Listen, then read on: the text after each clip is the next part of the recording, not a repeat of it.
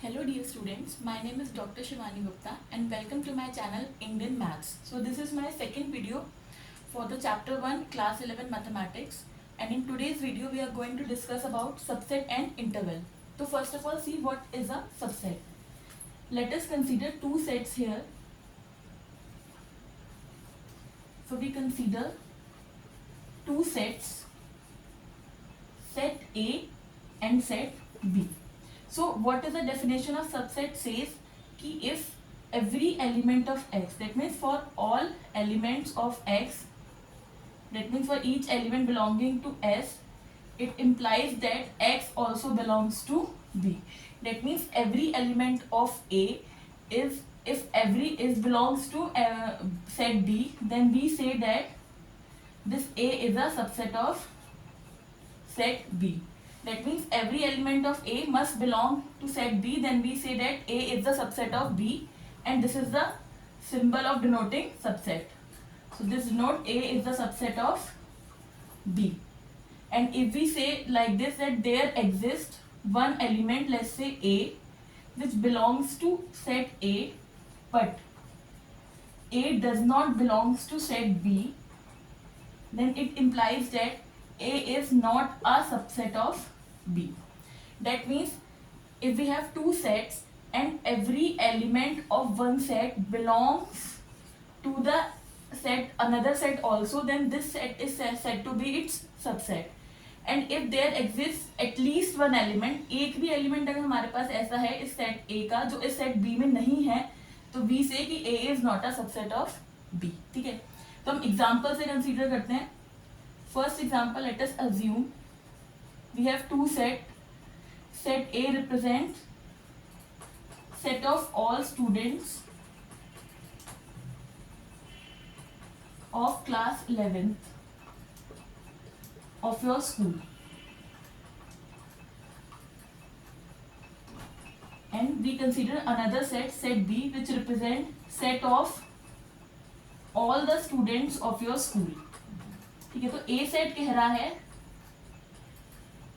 कि उसके A set पे कौन कौन से एलिमेंट आ रहे हैं, जो भी क्लास 11th के स्टूडेंट्स हैं आपके स्कूल में, वो सारे सेट A को बिलोंग करते हैं. और सेट B क्या कह रहा है, set of all the students of the school. ठीक है, तो इससे क्लियरली दिखता है कि A सेट के सारे एलिमेंट्स सेट B में भी आएंगे. ठीक है, जो क्लास 11 के स्टूडेंट्स हैं वो स्कूल के भी स्टूडेंट्स हैं, तो ये सेट A के सारे एलिमेंट्स सेट B को भी बिलोंग करेंगे. So we'll say A is the subset of set B. Similarly, we can consider another example. Let's say, simple example. Let's say A contains three elements, 1, 2, and 4. And let's say set B represents set of all natural numbers less than 10. ठीक है, तो natural number means 1, 2, 3, 4, 5, 6 और वो क्या कह रहे हैं, less than 10. तो बेसिकली इस सेट में आपके आएंगे 1, 2 से अप टू 9 तक नंबर्स आएंगे. और सेट ए में क्या नंबर्स है, 1, 2 और 4. तो 1, 2 और 4 भी इस सेट को बिलोंग करेंगे. तो it clearly implies that A is the subset of B. So अगर किसी भी एक सेट के एलिमेंट्स किसी दूसरे सेट में बिलोंग करते हैं सारे एलिमेंट्स, तो वो उसका सबसेट कहलाता है. ठीक है, और अगर इस सेट में आपको एक भी ऐसा एलिमेंट मिल जाता है जो दूसरे सेट में नहीं है, तो वो उसका सबसेट नहीं कहलाएगा. यहां से हमें दो इंपॉर्टेंट रिजल्ट्स मिलते हैं. पहला रिजल्ट ये है कि किसी भी सेट के लिए आप कोई भी सेट अज्यूम करते हैं तो उसमें आपके दो सबसेट्स जरूर होते हैं. पहला होता है आपका एम्प्टी सेट.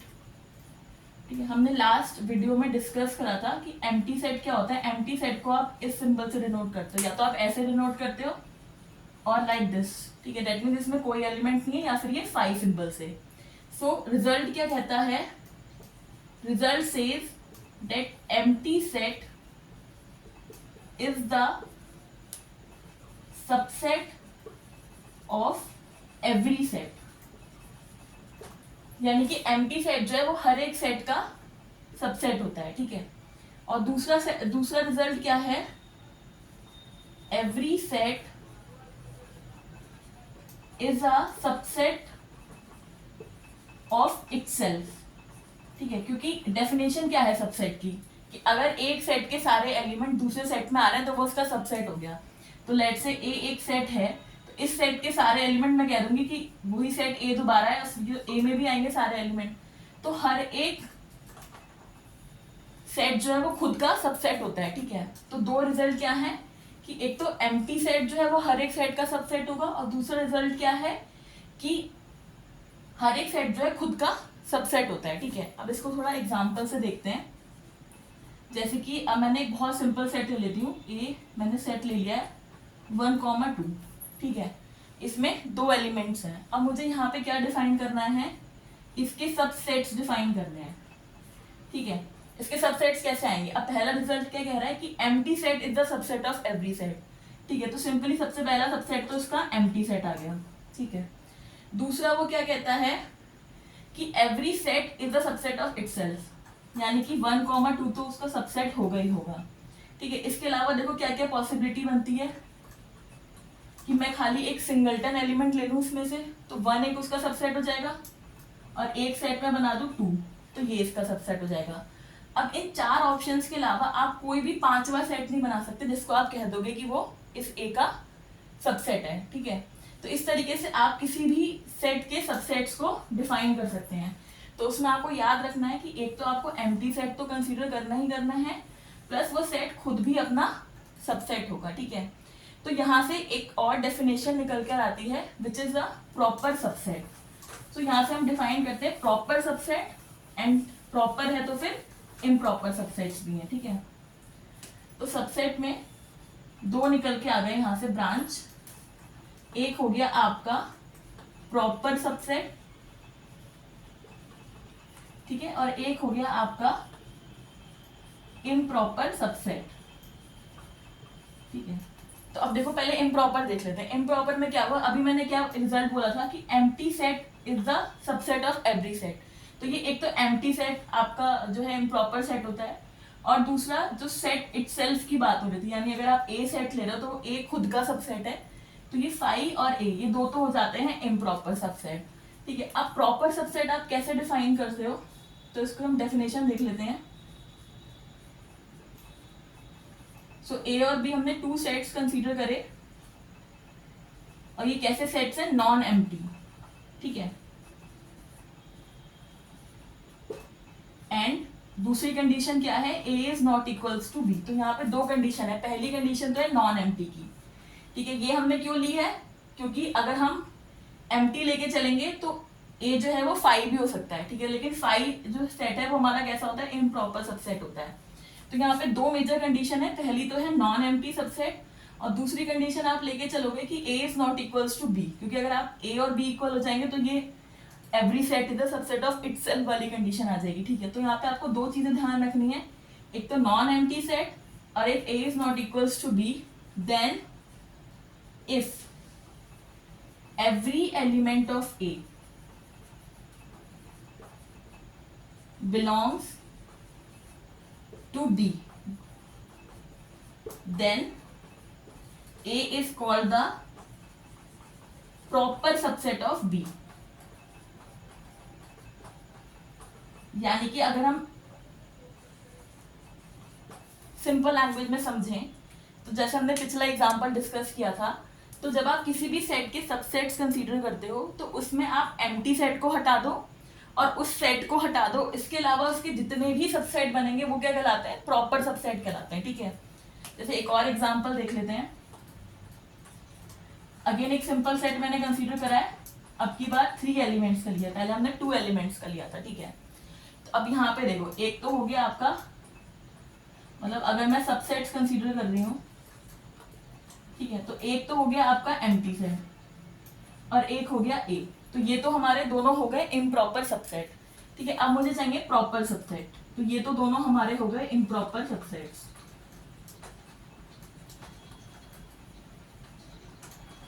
नाउ अब मुझे देखना है इस सेट के प्रॉपर सबसेट्स कौन कौन से बनेंगे, ठीक है। तो मैं कैसे कंसीडर कर रही हूँ, पहले मैंने सिंगलटन एलिमेंट्स के ले लिए, एक 1 हो गया, एक 2 हो गया और एक 3 हो गया, ठीक है। अब मैं दो एलिमेंट के पेयर बना लेती हूँ, एक हो गया मेरा 1, 2, 1, 3, 2, 3, ठीक है, और एक बाकी मेरा एक 3 एलिमेंट का सेट, तो ये ए हो गया, ठीक है। तो ये मेरे क्या हो गए, प्रॉपर सबसेट्स हो गए, और ये दोनों क्या हो गए, इम्प्रॉपर सबसेट्स हो गए, ठीक है। सिंपल डेफिनेशन क्लियर है, if empty set and the set itself are improper and all the other subsets are proper subsets. तो अब यहाँ पे जो नेक्स्ट हमें चीज कंसीडर करनी है, we have to think about the number of subsets, ठीक है। अब अगर हम यहाँ पे इस एग्जांपल के लिए मैं काउंट करूँ तो मेरे कितने सबसेट्स हो रहे हैं, 1 2 3 4 5 6 7 8, ठीक है। मतलब 6 मेरे प्रॉपर सबसेट्स हैं और 2 मेरे इम्प्रॉपर सबसेट्स हैं। तो यहाँ पे अगर मैं कंसीडर करूँ तो मेरे जो नंबर ऑफ सबसेट्स आएंगे यहाँ पे वो आ रहे हैं आपके 8, ठीक है। तो इसके लिए क्या है, हमारे पास एक प्रॉपर फॉर्मूला है जिससे हम किसी भी सेट की कार्डिनैलिटी के बेसिस पे, कार्डिनैलिटी मींस उस सेट में कितने नंबर्स हैं उसके बेसिस पर हम डिसाइड कर सकते हैं कि उसके नंबर ऑफ सबसेट्स कितने रहेंगे, ठीक है। तो इसका हमारे पास एक फॉर्मूला है,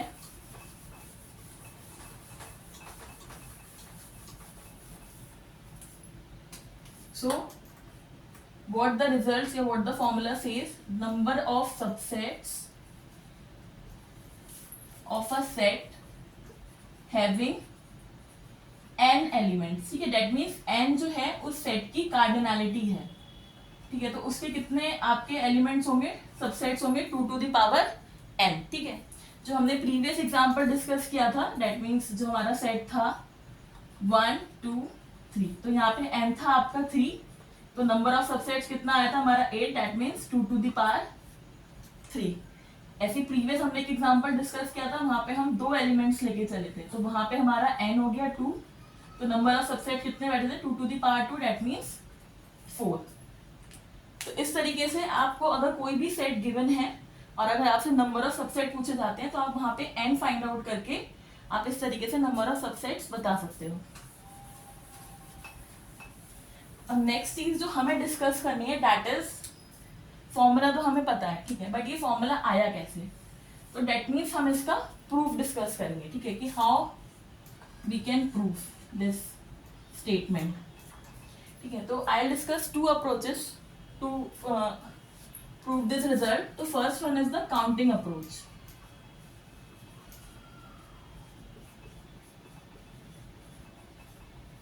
ठीक है। तो काउंटिंग अप्रोच में क्या होता है, हम एक सेट कंसीडर कर रहे हैं, लेट अस कंसीडर, मैंने एक सेट S ले लिया जहाँ पे A1 A2 up to AN elements हैं, ठीक है। अब मुझे इसकी कार्डिनैलिटी डिफाइन करनी है, ठीक है। तो यहाँ पे हम किस तरीके से चलेंगे, हमारा जो थॉट प्रोसेस है वो ये रहेगा कि हम जब भी सबसेट्स डिफाइन कर रहे हैं, हमें एक सेट गिवन है, अब हमें इसके सबसेट्स डिफाइन करने हैं, तो हमारे पास क्या होता है, बेसिकली वी हैव 2 चॉइसेस, ठीक है। तो हियर वी हैव 2 चॉइसेस, ठीक है। पहली चॉइस क्या है, either to include element AI, ठीक है, जो सेट का AI एलिमेंट है, या तो मैं उसको सबसेट में अपने रखूंगी, और दूसरी मेरे पास चॉइस क्या है, और टू एक्सक्लूड AI, ठीक है। मतलब बेसिकली क्या है, कोई भी मैंने एक एलिमेंट ले लिया, मैं सबसेट अपने डिफाइन कर रही हूँ, ठीक है। तो मेरे पास 2 ऑप्शन है, या तो मैं उस सबसेट में उस एलिमेंट को रखूंगी या मैं नहीं रखूंगी, तो मेरे पास 2 चॉइस है।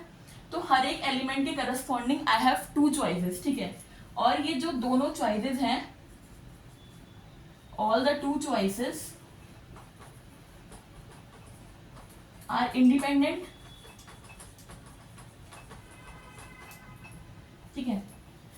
तो जो मेरा टोटल नंबर ऑफ सबसेट्स बैठेंगे वो कैसे होंगे, दैट मीन्स जो मेरा A1 एलिमेंट है, ठीक है, तो मेरे पास 2 चॉइसेस है A1 के लिए, या तो मैं उसको सबसेट में कंसीडर करूंगी या फिर मैं नहीं करूंगी, तो it has 2 choices. Again A2 के लिए आई हैव 2 चॉइसेस, ऐसी अगेन nth एलिमेंट के लिए आई हैव 2 चॉइसेस, और ये सारी चॉइसेस कैसे इंडिपेंडेंट है, तो सिंपली इसको मुझे क्या कर देना है, मल्टीप्लाई। तो ये आपका n टाइम्स चल रहा है, तो अगर आप 2 को n टाइम्स मल्टीप्लाई करोगे तो what will you get, 2 to the power n, ठीक है। तो this is the counting approach, इस तरीके से आप डिफाइन कर सकते हो, ठीक है। सिंपल चीज है, आप सबसेट क्रिएट कर रहे हो, तो या तो आप किसी भी एलिमेंट को सबसेट में रखोगे या फिर नहीं रखोगे, तो आपके पास 2 चॉइसेस हैं। So for each element you are having 2 choices and all these choices are independent, so आप इसको मल्टीप्लाई करा दोगे तो you will get the result 2 to the power n, ठीक है। सिमिलरली हमारे पास एक और अप्रोच है इस रिजल्ट को प्रूव करने की, which is called the combinatorial approach. वो भी बहुत सिंपल है, लेट अस डिस्कस। सो जो नेक्स्ट अप्रोच है दैट इज कॉम्बिटोरियल अप्रोच।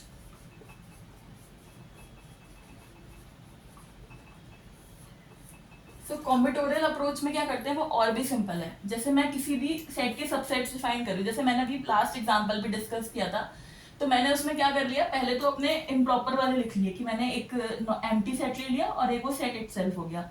उसके बाद मैं कैसे डिफाइन कर रही थी कि पहले सिंगलटन वाले ले लेते हैं, फिर दो दो एलिमेंट वाले ले लेते हैं, ठीक है। तो वैसे ही हम डिफाइन करेंगे। तो हमने एक सेट ले लिया S जिसमें A1 A2 up to AN elements हैं, ठीक है। अब मुझे इसका सबसेट क्रिएट करना है, तो हाउ विल आई क्रिएट, तो मुझे कैसे डिफाइन करना होगा, number of subsets having 0 element, ठीक है, यानी कि उसमें कोई भी एलिमेंट नहीं है। तो अब मुझे क्या करना है, मेरे पास n एलिमेंट्स हैं, A1 से लेके AN तक मेरे पास n एलिमेंट्स हैं। अब उसमें मुझे 0 एलिमेंट वाला सेट बनाना है, तो दैट सिंपल बिकम NC0 कॉम्बिटोरियल के फॉर्मूले से, ठीक है। तो ये NC0 क्या होता है, ये बेसिकली 1 होता है विच रिप्रेजेंट्स एम्प्टी सेट, ठीक है। एम्प्टी सेट हर एक सेट का सबसेट होगा। Similarly I define number of subsets having 1 element, ठीक है, यानी सिंगलटन वाले कितने सेट बनेंगे। तो मेरे पास n एलिमेंट्स हैं और मुझे उसमें से 1 1 के सेट बनाने हैं, तो ये मेरे पास NC1 हो गया। सिमिलरली मैं 2 के लिए करूंगी तो ये हो जाएगा NC2 और इसको मैं कंटिन्यू रखूंगी, तो nth एलिमेंट के लिए मेरे पास हो जाएगा NCn। NCn is also 1 which is equal to set itself, ठीक है। तो ये पहला और लास्ट हमारे इम्प्रॉपर सेट को सबसेट्स को रिप्रेजेंट कर रहा है और बीच वाले सारे प्रॉपर सबसेट्स को, ठीक है। अब मुझे यहाँ पे डिफाइन करना है नंबर ऑफ सबसेट्स। तो नंबर ऑफ सबसेट्स में बेसिकली क्या करना होगा, मुझे इन सबको प्लस करना होगा, तो ये हो गया NC0 plus NC1 plus NC2 up to NCn, ठीक है। तो ये बेसिकली सिंपली मैं इसको समेशन फॉर्म में ऐसे लिख सकती हूँ, k from 0 to n and NCk, ठीक है, which is equals to 2 to the power n, ठीक है। ये एक स्टैंडर्ड रिजल्ट है जो कि कहाँ से आया है, बायनोमियल थ्योरम से आया है, ठीक है। बायनोमियल थ्योरम में ये summation k from 0 to n NCk किसके इक्वल होता है, 2 to the power n के इक्वल होता है, ठीक है। तो यहां से हम सिंपली प्रूव कर सकते हैं कि if a set has n elements then the number of subset will be 2 to the power n। तो ये दो हमारी सिंपल अप्रोचेस थी to prove the number of elements in a set, sorry the number of subsets of a set, ठीक है। तो next हम जो टॉपिक डिस्कस करने वाले हैं वो है सबसेट्स ऑफ रियल नंबर्स, जो कि एक बहुत इंपॉर्टेंट टॉपिक है जो इन जनरल सबको पता होना चाहिए, बाय हार्ट हमें मतलब याद भी होने चाहिए। तो हमें क्या डिस्कस करना है, सबसेट्स ऑफ रियल नंबर्स, ठीक है। All our mathematics is based on the subset R, ठीक है, इस सेट आर। तो इसके हमें सबसेट्स डिफाइन करने हैं। तो सबसे पहला जो इसका सबसेट जो मैं डिफाइन करूंगी which is set of natural numbers, set of natural numbers जिसको हम कैपिटल N से डिनोट करते हैं, ठीक है। तो सेट ऑफ नेचुरल नंबर्स में क्या आता है, 1 2 3 एंड अप टू, ठीक है। इस सेट ऑफ नेचुरल नंबर्स को कभी कभी लोग काउंटिंग सेट भी कहते हैं, ठीक है। तो बेसिकली ऐसा सेट जो काउंटिंग करने के लिए यूज हो रहा है वो कहलाता है आपका set of natural numbers. Next जो हम सेट डिफाइन कर रहे हैं वो है आपका सेट ऑफ इंटीजर्स, ठीक है। इंटीजर्स के सेट को हम डिनोट करते हैं Z से। सेट ऑफ इंटीजर्स में क्या क्या एलिमेंट्स आते हैं, आपके निगेटिव एलिमेंट्स भी आते हैं, -3 -2 -1 0 1 2 3 अप टू सो ऑन, ठीक है। तो ये हो गया आपका set of integers. Next we define set of rational numbers, ठीक है. How we define set of rational numbers, this is we denote this by q. So the rational numbers are of form p by q, where q is not equals to 0 and p and q are not divisible.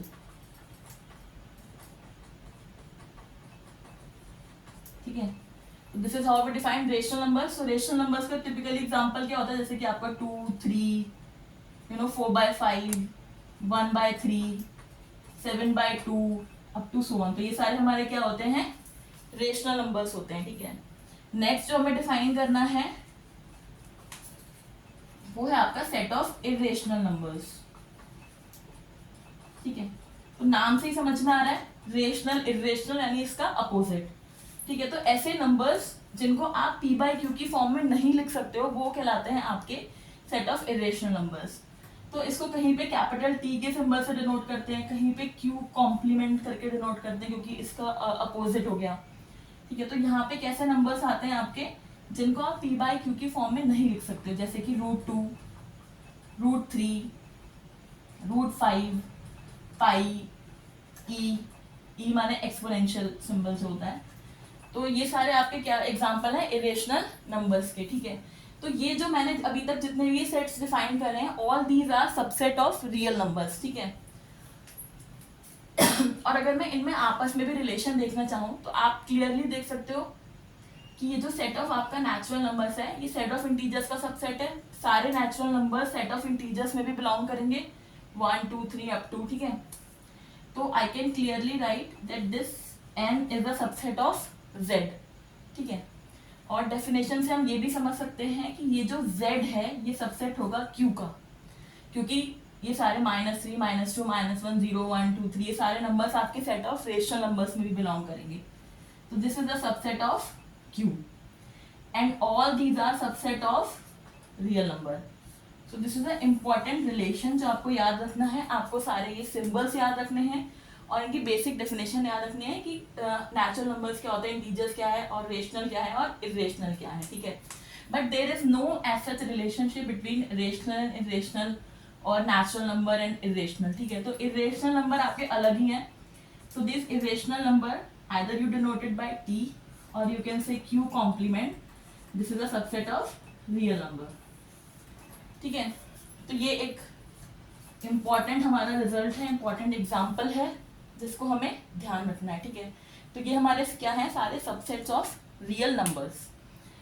Next जो मुझे define करना है यहाँ पे वो है interval. ठीक है. तो इंटरवल क्या होता है, interval is also a subset of real numbers. ठीक है. उसमें क्या चीज अलग है वो हम देखते हैं अभी. So what I am going to define is intervals as a subset of real numbers. ठीक है. तो सबसे पहले तो ये देखने की बात है कि इंटरवल्स को डिफाइन कैसे किया जाता है. ठीक. तो मैं अज्यूम कर रही हूँ a और b दो रियल नंबर्स हैं. ठीक है. With the condition that b is greater than a. ठीक है. तो ये मेरी दो कंडीशन है कि a और b एक तो रियल नंबर्स हैं और b is greater than a. तो मैंने एक इंटरवल कैसे डिफाइन करते हैं.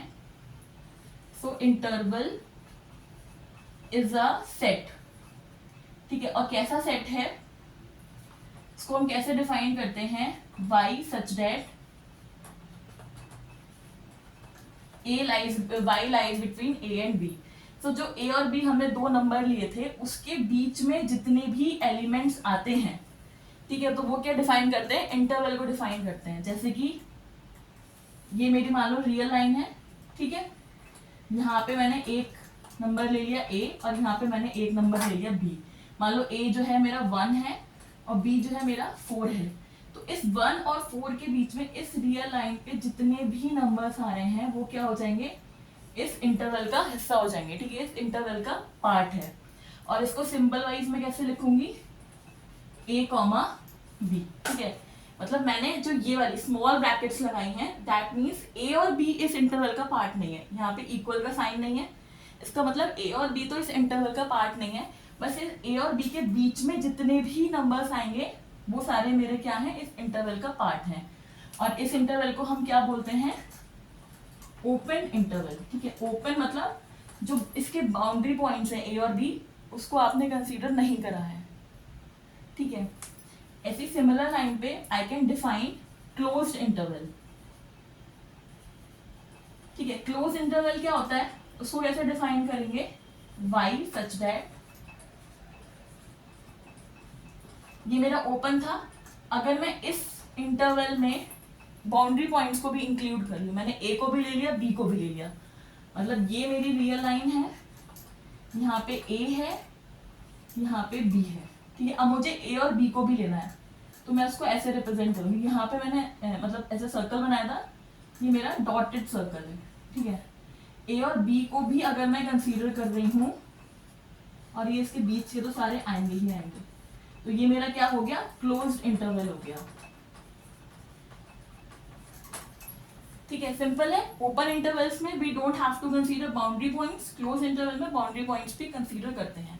तो ये मेरे दो तरीके के इंटरवल हो गए। अब हम एक थर्ड टाइप ऑफ इंटरवल भी डिफाइन करते हैं, विच is called either you can say semi open और you can say semi closed। ठीक है, नाम से क्लियर हो रहा है, सेमी ओपन सेमी क्लोज मतलब एक साइड बाउंड्री पॉइंट लेना है, एक साइड बाउंड्री पॉइंट्स नहीं लेना है। तो या तो आप इसको ऐसे डिफाइन करोगे, y सच दैट अगर आपको a वाला पॉइंट लेना है तो ये हो जाएगा, या फिर अगर आपको b वाला पॉइंट कंसीडर करना है तो ये हो जाएगा। ठीक है, तो इस तरीके से आप कैसे भी इसको डिफाइन कर सकते हो। तो इस इंटरवल को आप चाहो तो सेमी ओपन बोल दो, चाहे तो सेमी क्लोज बोल दो। ठीक है, तो इसको लिखते कैसे हैं, जैसे ये था मेरा सिंबल ओपन इंटरवल को लिखने का, क्लोज को हम ऐसे लिखते हैं। और इसमें हम क्या करेंगे, जैसे मुझे ए को इंक्लूड करना है तो ए की साइड में बिग ब्रैकेट लगाऊंगी और बी की साइड स्मॉल ब्रैकेट। ठीक है, यहाँ पे मुझे ए को इंक्लूड नहीं करना है तो यहाँ स्मॉल, और बी को करना है तो यहाँ कैपिटल। ठीक है, और अगर मुझे इसको रियल लाइन पे शो करना है तो ए की डॉट ऐसे, ये मेरा बी और ये मेरा सेट। ठीक है, और अगर मुझे इसको रिप्रेजेंट करना है तो ए की डॉट ऐसे और बी इज लाइक दिस और ये और ये। ठीक है, तो this is how we define intervals. ठीक है, open interval, close interval, semi open, semi close.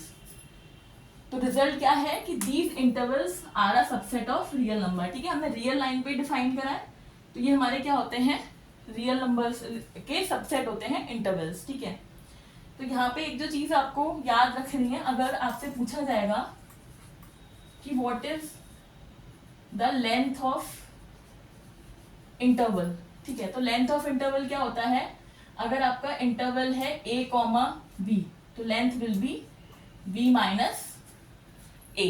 ठीक है,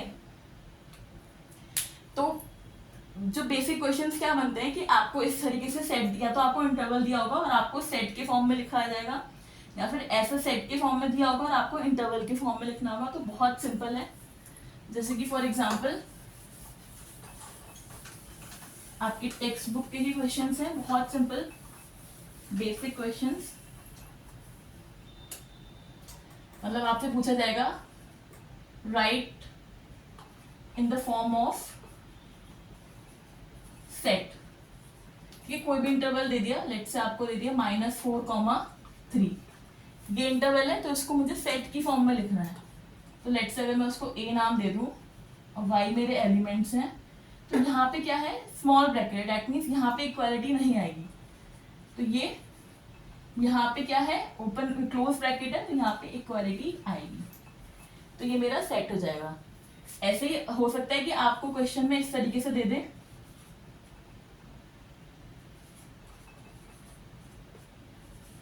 ठीक है, और आपसे पूछेंगे कि right in the form of interval, तो उसका इंटरवल हो जाएगा, यहाँ पे इक्वालिटी नहीं है तो 5 ऐसे ही, और यहाँ पे इक्वालिटी है तो यहाँ पे बिग ब्रैकेट। ठीक है, तो सिंपल है, बस आपको थोड़ा सा साइन का ध्यान रखना है, जहाँ इक्वालिटी है वहां बिग ब्रैकेट आता है, जहाँ इक्वालिटी नहीं है वहां स्मॉल ब्रैकेट आता है। ठीक है, आई गेस सिंपल टॉपिक है, सबको समझ में आया होगा. तो आज के लिए हम इतना ही रहने देते हैं. In the next video we are going to discuss about the Venn diagram, which is again an important topic and a very interesting topic. So in next class we are going to discuss this Venn diagram. So thank you for watching.